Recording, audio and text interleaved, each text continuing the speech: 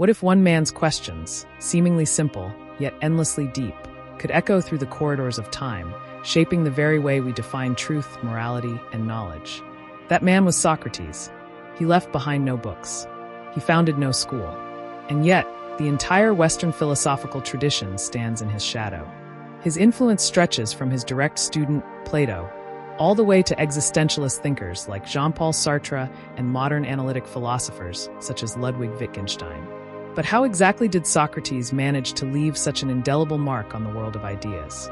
And why, even after more than 2 millennia, do his thoughts still matter?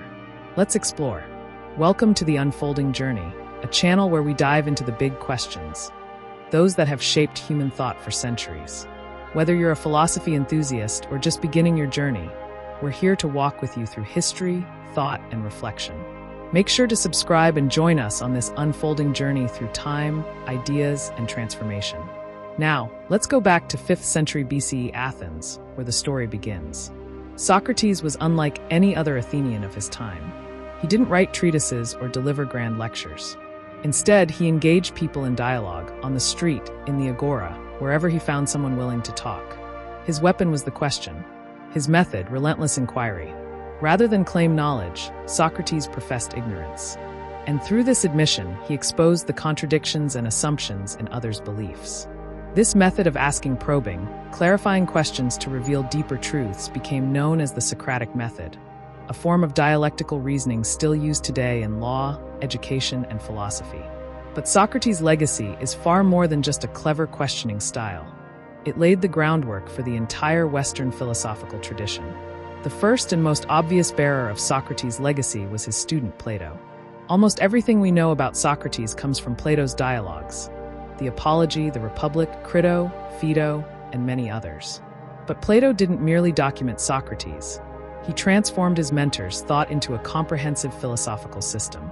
In the Republic, Plato uses Socrates as a mouthpiece to explore the nature of justice, the ideal state, the tripartite soul, and the theory of forms, a metaphysical concept positing the existence of perfect, unchanging ideas beyond our physical world.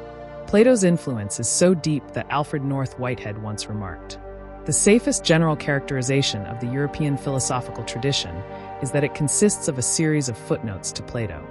Yet without Socrates, there would be no Plato. The core Socratic idea, that truth is pursued through reasoned dialogue and ethical reflection, became the philosophical DNA of Plato's work. Plato's student, Aristotle, carried the Socratic torch further. Although more empirical and systematic than his teacher, Aristotle inherited Socrates' devotion to virtue ethics, the idea that living well means developing good character. While Socrates focused on the internal life and the examined soul, Aristotle brought philosophical thinking into practical life, developing ideas about politics, ethics, logic, and science that would shape intellectual thought for centuries. Even Aristotle's Nicomachean Ethics, which defines the good life as the pursuit of eudaimonia, human flourishing, echoes Socratic themes, virtue, purpose, and reflection. Fast forward to the Roman era, and Socratic influence takes on new forms. Stoic philosophers like Epictetus, Seneca, and Marcus Aurelius revered Socrates as the ideal Stoic sage. Why? Because he embodied virtues of self-control, rationality, and indifference to external circumstances. When Socrates faced death, he did not beg or flee. He calmly accepted the hemlock, proving that a good man cannot be harmed, as long as he maintains his virtue. This serenity in the face of suffering became a Stoic ideal. Socrates was not just a philosopher, he was a role model. Even in the Christian tradition, Socratic themes appear. The Socratic emphasis on inner transformation, truth-seeking, and moral integrity aligned with many Christian virtues. Thinkers like St. Augustine were heavily influenced by Platonic and Socratic ideas, seeing in Socrates a kind of pagan precursor to Christian morality. Though Christianity introduced theological dimensions that were foreign to Socrates, the method of examining the soul, seeking virtue, and living truthfully remained central. Jump to the 19th and 20th centuries, and you'll find Socratic influence in perhaps surprising places, particularly in existentialism. Philosophers like Soren Kierkegaard, Friedrich Nietzsche, and Jean-Paul Sartre admired Socrates not for his conclusions, but for his method, his radical commitment to personal truth and authentic living. Kierkegaard called Socrates the greatest man who ever lived, because of his dedication to individual inwardness and self-realization. Sartre, too, echoed Socratic ideas in his belief that humans must choose their essence through action.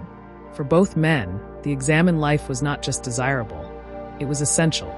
Even in the analytic tradition, which emphasizes clarity, logic, and language analysis, Socrates remains a towering figure. Philosophers like Bertrand Russell and Ludwig Wittgenstein saw in Socrates a kind of prototype for rigorous philosophical investigation.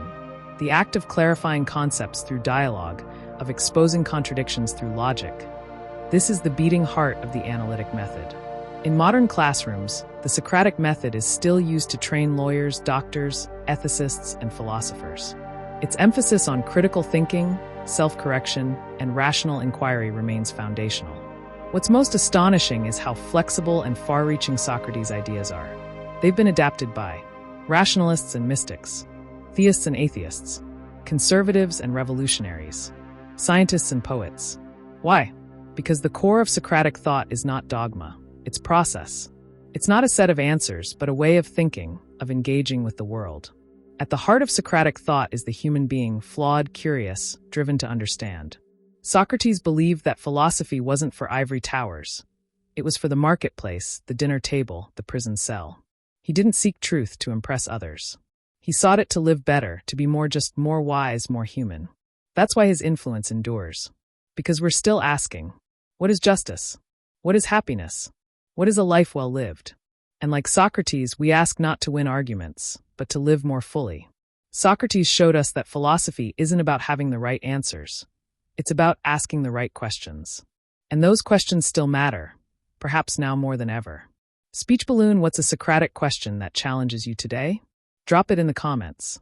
Thumbs up if this inspired you to think more deeply. Hit that like button. Brain, and if you're passionate about exploring life's biggest ideas, be sure to subscribe to The Unfolding Journey. Join us as we continue to explore the people and ideas that have shaped our understanding of the world. Until next time, stay curious, stay humble, and above all, keep questioning.